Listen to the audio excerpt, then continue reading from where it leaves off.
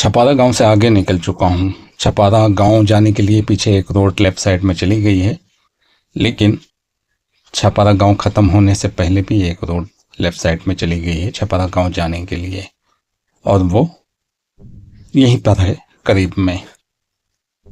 जबलपुर अभी भी यहाँ से 110 किलोमीटर की दूरी पे है, और छपारा गांव जाना है तो यहाँ से लेफ्ट साइड मार के अभी भी जा सकते हैं। ये रहा छपारा गांव का लेफ्ट टर्न। नरसिंहपुर यहाँ से 97 किलोमीटर की दूरी पे है, लेकिन वो अलग रोड चली गई है। बहरहाल आगे से भी जा सकते हैं। जबलपुर हाईवे से बहुत से रास्ते गए हैं नरसिंहपुर जाने के लिए।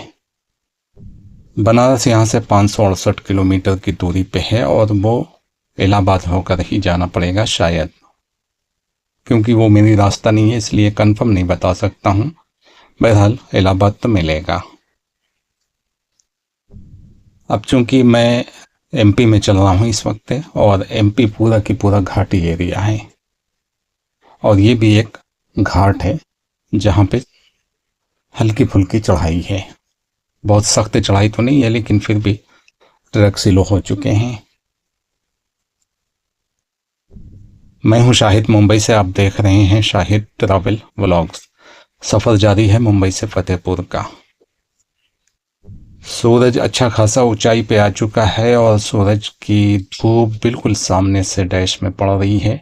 इस वजह से सामने का नज़ारा थोड़ा धुंधला हो चुका है, कालापन आ चुका है, क्लियरिटी ख़त्म हो चुकी है। और चूंकि घाट एरिया है इसलिए कभी सूरज बिल्कुल सामने आ जाता है। घुमावदार रास्ते हैं, सीधा रास्ता घाट पर कहाँ मिलता है। जब तक सीधे रास्ते पे चल रहे थे तब तक सूरज हमारी दाईं तरफ था, जो कि आंखों पे डायरेक्ट नहीं पड़ रहा था, लेकिन घुमावदार रास्ते में कभी सामने आ जाता है, कभी राइट में चला जाता है, लेफ्ट में तो नहीं जाता है। सुबह के 6:45 बज चुके हैं, 6:45 हुए हैं, और इक्का दुक्का बाइक वाले रास्ते में नज़र आने लगे हैं। लेकिन 8 बजे के बाद फिर बाइक बहुत ज़्यादा रास्ते पे नज़र आने लगेंगी। सूरज इस वक्त घाट की वजह से बिल्कुल सामने आ चुका है, जिसकी वजह से धुंधलापन काफ़ी है वीडियो में। हालांकि नंगी आंखों से देखने में कुछ भी ज़्यादा फर्क नहीं पड़ता है, और सब कुछ क्लियर नज़र आता है।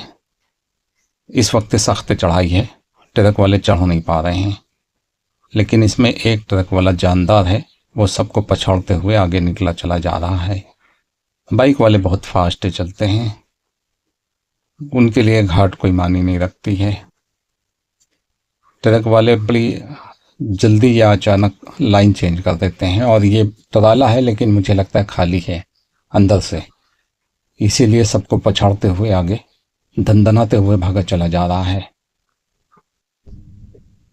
और मुझे भी चांस मिलेगा इसको ओवरटेक करने का, लेकिन थोड़ा इंतज़ार कर रहा हूँ, यहाँ पर चांस है।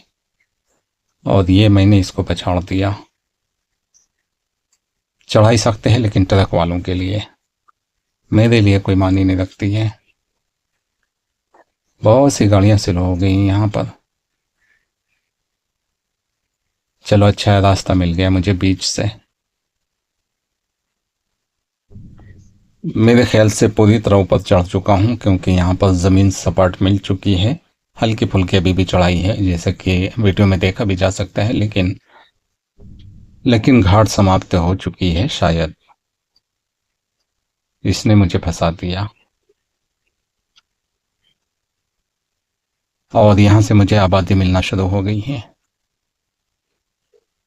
ये कुछ एरिया आबादी वाला है, लेफ्ट साइड में आबादी नजर आ रही है।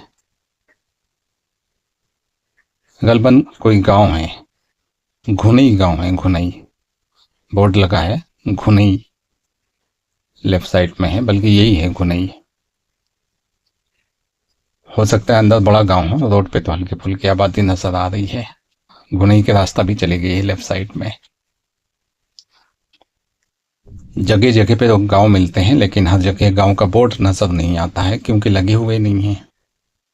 गणेशगंज जाने के लिए एक दाईं तरफ रोड चली गई है, राइट स्लिप है, यहाँ से गणेशगंज जा सकते हैं। जबलपुर 97 किलोमीटर है यहाँ से। गणेशगंज जाने के लिए एक और रास्ता दिया है यहाँ से भी गणेशगंज राइट से लेफ्ट टर्न मार के जा सकते हैं। ये रहा। बनारस 554 किलोमीटर की दूरी पे है। मुझे लगता है गणेशगंज ये भी है, क्योंकि गांव बिल्कुल करीब है रोड से, और ये आबादी भी गणेशगंज की ही हो सकती है। दूसरा कोई गांव तो है नहीं यहाँ पे, क्योंकि बड़ी गाड़ियों का रेस्ट एरिया भी यही है, इस वजह से यहाँ पे कुछ दुकानें मौजूद हैं। जाहिर सी बात है, अगर रेस्ट एरिया है तो कुछ खाने पीने की भी ज़रूरत पड़ेगी रेस्ट करने के वक्त। इस वजह से गांव वालों ने, जिनकी ज़मीन यहाँ पे है, उन्होंने अपनी दुकानें खोल रखी हैं यहाँ पर। कुछ रोजी रोटी का इंतज़ाम कर लिया है उन्होंने अपने लिए।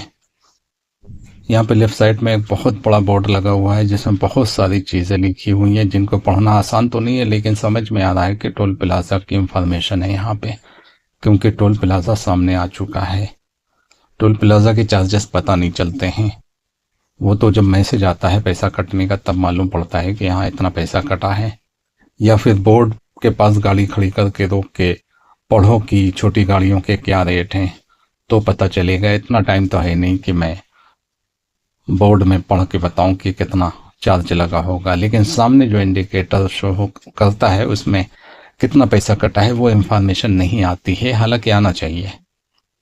सामने हमारी गाड़ी का नंबर नज़र आता है, गेट खुलता है, ग्रीन लाइट जलती है, लेकिन इंडिकेटर में कितना पैसा कटा है वो तो शो होना चाहिए, वो नहीं होता है। ये गलत है, होना चाहिए, ताकि आदमी को पता चले कि इतना पैसा कटा है। मैसेज तो बाद में आएगा, जब देखेंगे तब पता चलेगा। अभी तो सामने पता चलना चाहिए कि कितना पैसा कट चुका है मेरा इस टोल प्लाजा में। सूरज फिर दाईं तरफ चला गया है, डायरेक्ट आंख पे नहीं पड़ रहा है। सुबह का टाइम है, मौसम बड़ा अच्छा है। हालांकि गर्मी का मौसम है, लेकिन सुबह का टाइम है तो मौसम ठंडा है। सामने कुछ बोर्ड लगा हुआ है लाल इंडिकेटर से, देखता हूँ क्या लिखा है। Your safety is your pride, priority होगा। अभी पीछे जिस टोल प्लाजा से चार्ज दे के मैं आगे निकला हूँ वो पीछे वाली रोड का चार्ज था। अब यहाँ से टोल प्लाजा कंपनी चेंज होती है और एक दूसरी कंपनी लागू हो जाती है। जो आगे टोल प्लाजा मिलेंगे वो एक दूसरी कंपनी है, अब वो चार्ज लेंगे, और इसीलिए सामने बोर्ड लगा हुआ है कि टोल रोड स्टार्ट, यहाँ से टोल रोड शुरू होती है। जबकि शुरू से टोल चार्जेस देता चला आ रहा हूँ, लेकिन इस कंपनी का यह कहना है कि टोल रोड स्टार्ट, यहाँ से टोल रोड स्टार्ट होती है। लखनादौन पहुँच चुका हूँ, और लखनादौन जाने वाले यहाँ से लेफ्ट साइड टर्न मार के जा सकते हैं। ये लखनादौन का बाईपास है। लखनादौन गांव बाएं साइड में है। पहाड़ के आगे से भी जा सकते हैं, और पीछे जो रास्ता निकल गई है वहां से भी जा सकते थे। जबलपुर जाने वाले सीधा जाते रहेंगे, यहाँ से 88 किलोमीटर के बाद जबलपुर मिल जाएगा। रीवा यहाँ से 314 किलोमीटर की दूरी पे है। हालांकि मुझे रीवा नहीं जाना है, रीवा से पहले चित्रकूट की रोड मिल जाती है, उधर जाऊंगा। लखनादौन यहाँ से भी जा सकते हैं। ये पूरा लखनादौन का एरिया चल रहा है। मैं लखनादौन के बाईपास में हूँ इस वक्त। सामने एक बहुत खूबसूरत घाट आने वाली है। सख्त चढ़ाई तो नहीं है, लेकिन दाएं और बाईं तरफ ऊंचे ऊंचे पहाड़ हैं, और बीच से रास्ता निकल गई है जिस रास्ते पे मैं चल रहा हूँ। Jabalpur 84 kilometre, Rewa 310 kilometre. हल्की फुल्की चढ़ाई तो है, सख्त तो नहीं है, लेकिन है, चढ़ाई है। पहाड़ को काट के बीच से रास्ता निकाला है, कभी किसी ज़माने में निकाला होगा, लेकिन रास्ता बड़ा खूबसूरत है। यहाँ पहुँचने के बाद बड़ा अच्छा लगता है, और ड्राइव करने में ज़्यादा मज़ा आता है। ये है खूबसूरत रास्ता, दोनों तरफ ऊंचे ऊंचे पहाड़, और बीच से पहाड़ को चीरते हुए रास्ता निकाल दिया है जिस रास्ते पे मैं चला जा रहा हूँ। बहुत लंबा रास्ता तो नहीं है, इसी वजह से इसको काट के यहाँ से रास्ता निकाला। अगर पहाड़ बड़ा होता तो फिर ऊपर से रास्ता निकालना पड़ता इनको। लेकिन चढ़ाई तो अभी भी है, काफी चढ़ाई है। सनाई डोंगरी गांव का नाम है, सनाई डोंगरी बाईं तरफ है। निकल गया पीछे रास्ता सनाई डोंगरी जाने के लिए, लेकिन सनाई डोंगरी की आबादी रोड पे नजर आ रही है, आप देख सकते हो यहाँ पे।